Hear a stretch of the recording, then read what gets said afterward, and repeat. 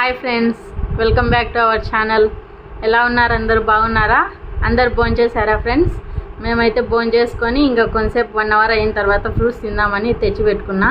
ఈరోజు బజార్లోకి వెళ్ళొస్తుంటే అన్ని షాప్స్ తిరిగి వస్తే ఈ 3 వెరైటీస్ దొరికినాయి అన్నమాట. ఇవైతే బాగా మీకు అందరికీ తెలిసే ఉంటుంది. బెనీషాకాయలు, మామిడి పండ్లు, దీన్నే బంగిన పండ్లు కూడా అంటారు కదా. ఇవైతే అన్ని షాప్స్లో ఉన్నాయన్నమాట. ఈ 2 రకాలు మాత్రం ఒక్క షాప్లో ఉండింది. ఇది కాలా పహాడ్. ఇది రేర్ అన్నమాట దొరకడం.